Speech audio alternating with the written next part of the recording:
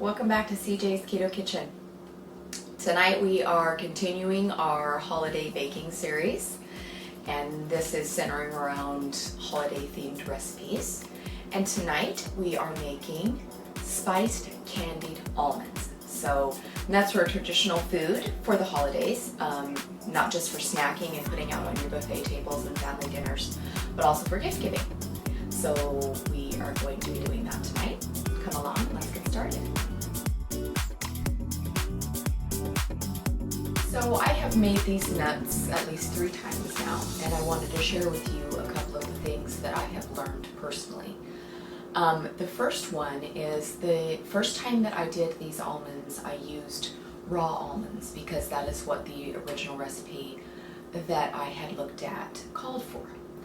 And I found that using a raw almond, it lacked flavor.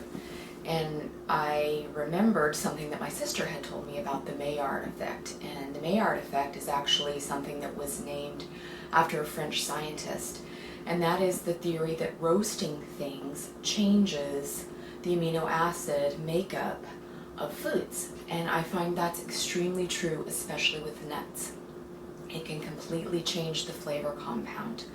These nuts really required a pre-roasting, and that is why we pre-roasted our nuts before we began these other steps. Actually, this particular scientific phenomenon is what they use to create artificial flavors. So it is definitely something that the browning of the nuts changes the flavor in this. So you definitely want to start out with a roasted product. The second thing that I learned is the importance of salting the nut. And maybe that seems counterproductive since we are making a sweet product. And you would think that adding salt brings out the flavor of sweet, and that's what it seems to our palate. But actually, scientifically, when you add salt to sweet things, it decreases the bitterness. Somehow sugar or sweet products have a naturally occurring bitterness, and salt negates that effect. So it's a lot more pleasing on your palate. So that is why we are starting with a roasted almond, and we have also salted our nuts. So come along and let's get started. So when I roast my nuts, I like to put my oven on 305. Right now it says 105 because it's heating, but I like to roast my nuts about 305. I know it's a random number, but anyway, 305 is what I roast my nuts at, both my almonds and my pecans. So that is 2 cups of just raw almonds, just plain raw almonds. Let's see. And I'm going to take about 2.5 tablespoons of butter, and I'm going to melt it, and then I'm going to pour it over the nuts and stir them around before I roast them. So when we make our candied nuts, we are going to begin with roasted, salted almonds. But I'm roasting them myself because that way I know that they're roasted in butter and not some kind of cottonseed or canola oil.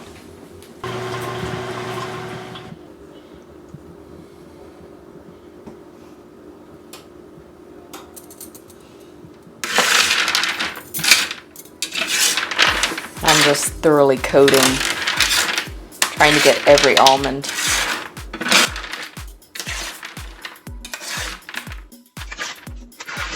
Okay, they're all coated with butter, so I'm going to spread them out as flat and even as possible. Trying to concentrate them in the center of the pan.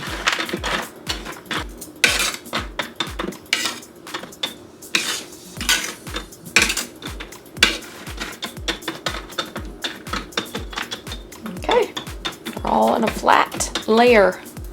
So I'm going to bake these on one side for about 15 minutes, and then I'm going to stir them and flatten them out again and bake them for another 15 minutes. And then I'm going to salt them.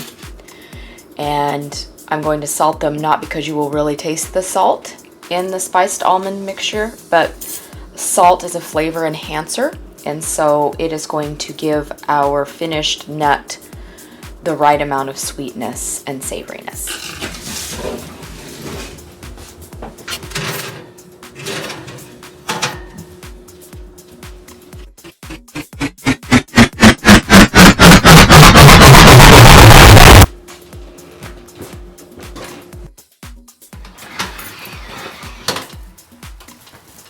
Now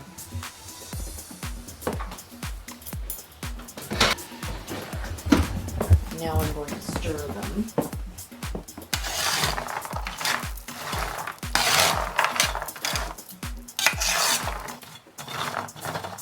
And they're going to go back in for another 15 minutes.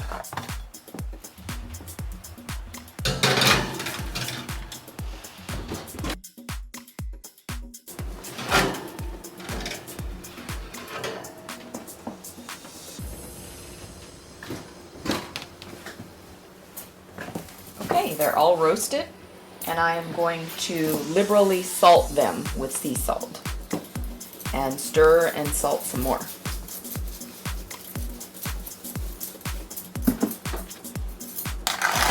And like I said at the start of the video, even though we are going to candy these and spice them, you're not necessarily going to taste the salt, but the salt is going to bring out the flavor of the other things that we are going to do to these almonds. Okay, now we're just going to let them cool, and then we will be able to spice and candy them.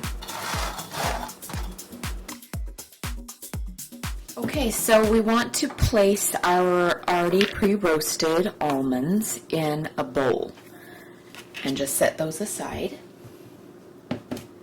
Now, in order to assist our spices and sweetener to stick to the almonds, we are going to be using some egg white. And I'm going to put some already prepared egg white into my mini food processor and froth it up. I have done this with just separating a regular egg, and all you would do with that is you crack the egg, you use either side of the shell, and you just put the yolk in back and forth until all the egg white falls into your dish or whatever you're going to use to make it frothy. You do not have to use a mini food processor. You can froth it in a dish with a fork or a wire whisk, but we want kind of a foamy consistency. And I need about 2 teaspoons or so of egg white. And I'm just going to whirl that up, and you'll see that it gets kind of foamy, kind of milky.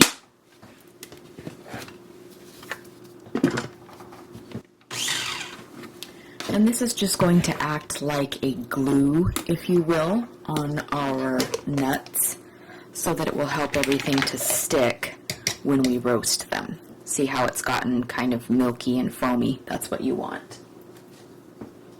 So I'm just going to take that and I'm going to pour it on our almonds, and then I'm going to stir everything around to evenly coat it.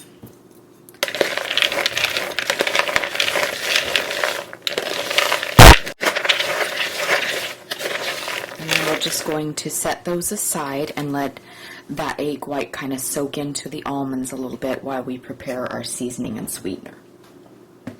So you want to do this in a separate dish, and I am going to be using some monk fruit erythritol blend, and it's the granular. So I want about 1/3 cup of these sweeteners. You can make these nuts as sweet or less sweet depending on your taste. Now for the spices that I'm going to be using ground cinnamon. I'm also going to be using ground allspice, which, you know, a lot of people think that allspice is just a bunch of spices combined, kind of like pumpkin pie seasoning, but really allspice comes from a berry all on its own. So, but it does have a taste similar to, I would say, cloves. And then I'm also going to be using some whole nutmeg. You could use a nutmeg that's already been prepared, but I happen to prefer the whole nutmeg, and I just grind that myself. So I want quite a bit of cinnamon. And like I said, you can spice these however you prefer.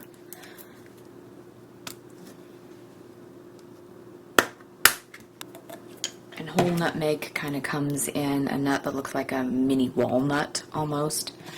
And then you just take your little grater zester and then it just comes off into a powder. And I really like the flavor of nutmeg because it's really reminiscent of pumpkin pie. Nutmeg can actually be used savory as well. A lot of cheese sauces and béarnaise sauces have nutmeg in them. So I'm just going to put everything into our sweetener.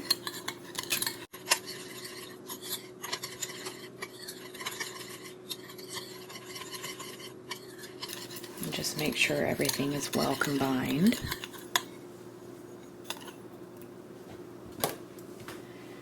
And then we are going to add that to our nuts that have rested with the egg white on them. So I'm going to just combine everything, sprinkle it on there, and then we'll stir well. Make sure that all of our almonds get an even coat.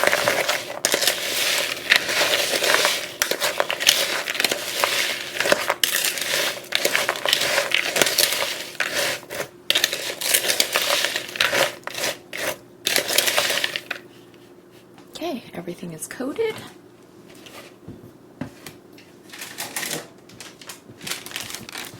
Now I need a baking tray with parchment paper on it. I'm using the other side of the parchment paper that I did these nuts on yesterday, waste not, want not. So I have lightly sprayed my parchment paper with avocado oil spray. You do not have to spray the parchment paper if you don't want to, but I just do it that way. You can use coconut oil spray, whatever spray you want. It just helps create a nice surface. You can see it's slightly oily. So I'm going to pour my nuts on there, and I'm going to spread them out into as single a layer as possible. And I'm going to scrape all the goodness out of this bowl and make sure that it makes it onto our nuts and onto the tray. And I'm just going to spread everything around, because you want as single a layer as possible, just so that each nut has a chance to get thoroughly dried out. And that's basically what we're doing for this step, because we have already roasted our nuts. This is basically going to dry our egg white and seasoning onto our nuts so that it makes kind of a candy coating. So you're going to bake this for 15 minutes on 305 degrees. I have found that's the perfect baking temperature for these nuts. So that's 305 degrees for 15 minutes on the first side. And then we're going to come back and we're going to stir and bake some additional time.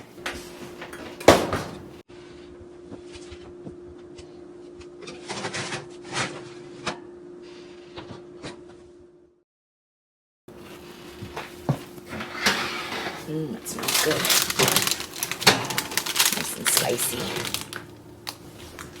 Okay, so this is a stir.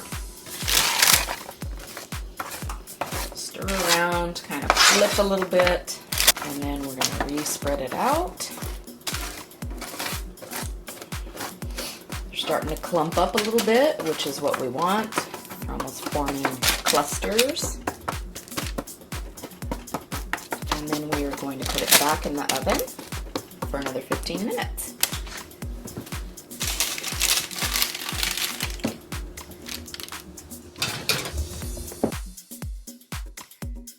Okay, they're ready to come out.